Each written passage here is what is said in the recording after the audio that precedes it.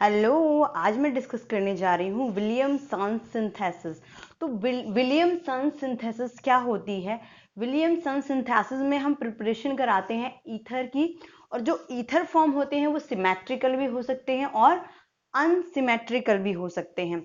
तो Williamson synthesis में हम क्या लेते हैं? इसमें हम एल्काइल हैलाइड लेते हैं, और एल्काइल हैलाइड के साथ में हम क्या लेते हैं? सोडियम या पोटेशियम का एल्कोक्साइड, जो किसकी तरह काम करता है? न्यूक्लियोफाइल की तरह काम करता है। तो यहाँ पर अगर हम बात करें किसकी? सबस्ट्रेट की, जो है हमारे पास में एल्काइल हैलाइड।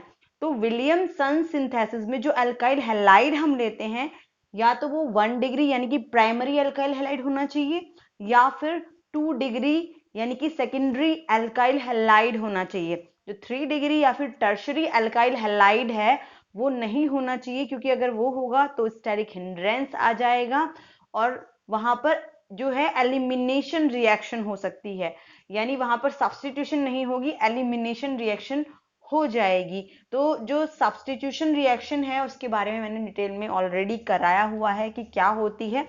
तो हम डिस्कस करते हैं विलियमसन सिंथेसिस।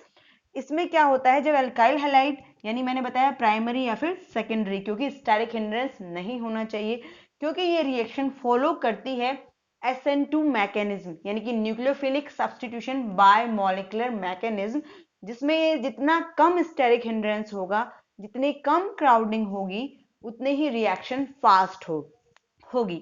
ओके, तो यहां पर क्या होता है? जब एल्काइल हैलाइड की रिएक्शन इससे कराई हमने, यानी कि सोडियम एल्कोक्साइड से, तो क्या मिलेगा हमें? ईथर मिलेगा। और यहां पर ये जो यूज हो रहा है ये एज अ न्यूक्लियोफाइल यूज हो रहा है, यानी OR- यहां पर जो है न्यूक्लियोफाइल की तरह वर्क करेगा। तो क्या बन गया? ईथर। अब ईथर में मैंने यहां पर भी R लिया हुआ है और यहां पर भी R लिया हुआ है, और ये R कहां से आया है? एक R आया है जो न्यूक्लियोफाइल है वहां से, और एक R आया है जो सबस्ट्रेट है यानी एल्काइल हैलाइड वहां से। अब बात हो रही है, या तो सिमेट्रिकल भी फॉर्म हो सकते हैं और अनसिमेट्रिकल भी ईथर फॉर्म हो सकते हैं। सिमेट्रिकल का मतलब हो गया कि यहाँ जो R है और यहाँ जो R है वो दोनों सेम है, यानी मान लो हमने ये जो R है वो मिथाइल है और यहाँ पर भी मिथाइल है, या फिर C2H5 है और यहाँ पर भी C2H5 है। तो क्या बनेगा? जो ये दोनों R हैं, क्योंकि दोनों तरफ सेम है, इसलिए सिमेट्रिकल ईथर की फॉर्मेशन होगी। और बात करते हैं अनसिमेट्रिकल की। तो अनसिमेट्रिकल में क्या हो जाता है? मान लो ये वाला R क्या है? मिथाइल ग्रुप है, और ये वाला R क्या है? इथाइल ग्रुप है। तो यहां पर एक तरफ क्या आएगा? मिथाइल आएगा, और एक तरफ इथाइल आ जाएगा। तो इस तरह की जो ईथर हो जाएगा वो क्या हो जाएगा? Unsymmetrical ether. ठीक है। अब ये जो मतलब हम रिएक्शन ले रहे हैं, यानी कि कौन सी मैकेनिज्म को फॉलो कर रही है? SN2 मैकेनिज्म को। अब जो SN2 मैकेनिज्म है उसकी रिएक्टिविटी ऑर्डर क्या होता है? वहां पर जितना कम स्टेरिक हिंड्रेंस होगा किसमें? सबस्ट्रेट में, उतनी ही रिएक्शन फास्ट होगी। तो 1 डिग्री जो होता है वो लेस स्टेरिकली हिंडर्ड होता है, उससे कम किसमें होगी? 2 डिग्री अल्काइल हैलाइड में, और सबसे कम किसमें हो जाएगी? 3 डिग्री अल्काइल हैलाइड में।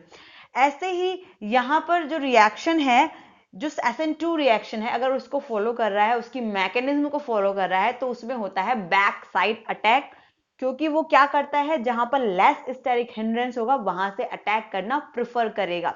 तो ये जो मैकेनिज्म है इसमें भी बैक साइड अटैक होगा, जिसकी वजह से अगर जो कार्बन है, यानी कि जो हैलोजन से अटैच्ड कार्बन है जिस पर अटैक होना है, अगर वो एसिमेट्रिक कार्बन है, यानी कि चारों ग्रुप डिफरेंट हैं, तो वहां पर जो प्रोडक्ट फॉर्म होगा वो प्रोडक्ट फॉर्म होगा विद इन्वर्जन ऑफ कॉन्फ़िगरेशन, यानी जो उसकी स्टीरियोकेमिस्ट्री पहले होगी वो, यानी कि रिएक्टेंट में होगी, वो प्रोडक्ट में क्या हो जाएगी? उल्टा हो जाएगी, यानी कि चेंज हो जाएगी।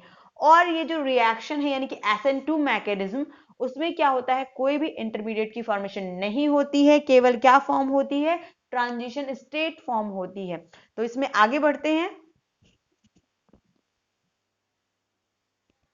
अब यहाँ पर इसकी मैकेनिज्म हम देख लेते हैं कि कैसे प्रोसेस होती है ये, यानी ये रिएक्शन कैसे प्रोसीड होती है। जैसे यहाँ पर हमने लिया हुआ है अल्काइल ब्रोमाइड, ठीक है, ये सबस्ट्रेट है, और इस पर क्या मतलब अटैक करने वाला है? न्यूक्लियोफाइल। ये क्या है? न्यूक्लियोफाइल। अगर ये वाला जो कार्बन है, यानी कि इसका कार्बन एसिमेट्रिक कार्बन है, तो यहाँ पर ये क्या करेगा? वैसे तो बैक साइड अटैक ही करेगा। अगर एसिमेट्रिक कार्बन है तो जो प्रोडक्ट फॉर्म होगा उसकी जो ज्योमेट्री है वो ऑपोजिट हो जाती है, यानी कि अगर ये क्या है, ये D है तो वो L हो जाएगा, ये डिटेल में मैं ऑलरेडी पढ़ा चुकी हूँ, ठीक है। ये R है तो वो S हो जाएगा। इस टाइप में इसकी जो कॉन्फ़िगरेशन है वो ऑपोजिट हो जाता है, किसका, प्रोडक्ट का, किसके कंपैरिजन में, रिएक्टेंट के कंपैरिजन में, ठीक है। अब यहाँ पर क्या है, ये क्या करेगा, बैक साइड अटैक करेगा। जब ये अटैक करेगा उसी स्टेप में, यानी एक साइड से ये अटैक कर रहा है और एक साइड से ये लीविंग ग्रुप क्या कर रहा है, बाहर जाने की कोशिश कर रहा है। तो यहाँ पर क्या होता है, कोई भी इंटरमीडिएट फॉर्म नहीं होता है, ट्रांजिशन स्टेट की फॉर्मेशन होती है, जिसको बोलते हैं कंसर्टेड सिंगल स्टेप मैकेनिज्म। यानी इसमें क्या हो रहा है, एक तरफ से बॉन्ड ब्रेकिंग हो रही है और एक तरफ से क्या हो रही है, बॉन्ड फॉर्मेशन हो रही है, और दोनों ही चीजें जो हो रही हैं वो सिंगल स्टेप में प्रोसीड हो रही हैं, ठीक है। अब क्या करेगा, ये बाहर निकल जाएगा और ये इससे अटैच करके क्या बना लेगा, ईथर की फॉर्मेशन कर लेता है यहाँ पर। तो जो प्रोडक्ट है इस रिएक्शन का वो होता है ईथर, ठीक है। अब यहाँ पर मैंने दो तरह के लिए हुए हैं, एक लिया हुआ है सिमेट्रिकल के लिए और एक लिया हुआ है अनसिमेट्रिकल के लिए। तो पहले एग्जांपल में हम क्या करा रहे हैं, जो क्लोरोइथेन है उसकी रिएक्शन करा रहे हैं पोटेशियम इथॉक्साइड के साथ में। तो क्या फॉर्म होता है, इथॉक्सी इथेन, यानी कि सिमेट्रिकल ईथर की फॉर्मेशन होती है। सिमेट्रिकल यानी यहाँ भी सेम यही ग्रुप है और इधर की साइड में भी ऑक्सीजन के यही, यानी कि सेम ग्रुप लगे हुए हैं ऑक्सीजन की दोनों साइड में।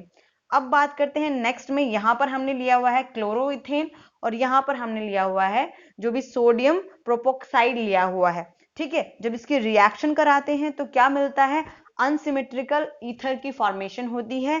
अनसिमेट्रिकल कैसे, यहाँ पर तो लगा हुआ है ईथेन और ऑक्सीजन की इधर की साइड में क्या लगा हुआ है, आइसोप्रोपेन, यानी कि दोनों ग्रुप जो हैं ऑक्सीजन की दोनों साइड में वो क्या है, डिफरेंट हैं। तो इसलिए ये वाला जो ईथर है वो कहलाएगा अनसिमेट्रिकल। आई होप जो विलियमसन सिंथेसिस है वो क्लियर होगी, उसकी मैकेनिज्म क्लियर होगी। Thanks for watching.